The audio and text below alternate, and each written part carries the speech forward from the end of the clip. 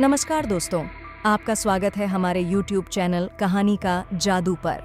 आज हम आपको एक अत्यंत रोचक और शिक्षाप्रद कहानी के साथ लेकर आए हैं, सिंहासन बत्तीसी। तो बिना किसी देरी के शुरुआत करते हैं। सिंहासन बत्तीसी एक कथा है जिसे महाकवि भारतेंदु हरिश्चंद्र ने रचा था। यह कहानी राजा विक्रमादित्य और उसके शासनकाल की घटित गतिविधियों पर आधारित है। राजा विक्रमादित्य ने भगवान शिव की कृपा से एक शैलमला पर एक सिंहासन प्राप्त किया था, जिस पर 32 बत्तीसी या राजा शिखरियों के साथ बैठे थे।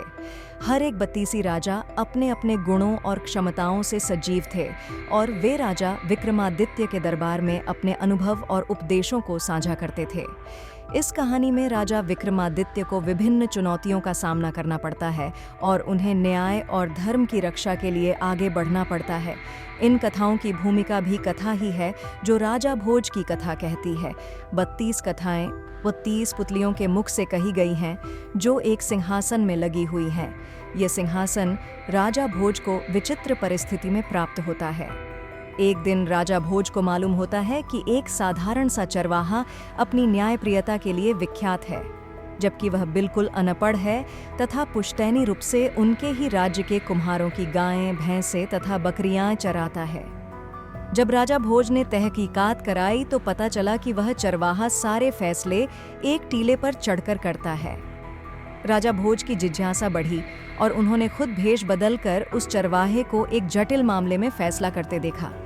उसके फैसले और आत्मविश्वास से भोज इतना अधिक प्रभावित हुए कि उन्होंने उससे उसकी इस अद्वितीय क्षमता के बारे में जानना चाहा। जब चरवाहे ने, जिसका नाम चंद्रभान था, बताया कि उसमें यह शक्ति टीले पर बैठने के बाद स्वतः चली आती है, भोज ने सोच विचार कर टीले को खुदवाकर देखने का फैसला किया। जब खुदाई संपन्न हुई तो एक राज सिंहासन मिट्टी में दबा दिखा। यह सिंहासन कारीगरी का अभूतपूर्व रूप प्रस्तुत करता था। इसमें 32 पुतलियां लगी थीं तथा कीमती रत्न जड्ढे हुए थे। जब धूल मिट्टी की सफाई हुई तो सिंहासन की सुंदरता देखते बनती थी। उसे उठाकर महल लाया गया तथा शुभ मुहूर्त में राजा का बैठना निश्चित किया गया। जो ही राजा ने बैठने का प्रयास किया, सारी पुतलियां राजा का उपहास करने लगीं।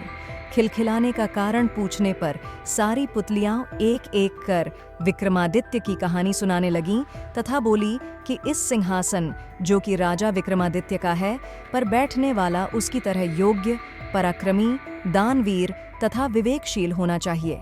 पुतलियां राजा को राजा विक्रमादित्य और उनके राज सिंहासन की पूरी कहानी बताती है, जो आपको इस कहानी के अगले एपिसोड में पता चलेगा।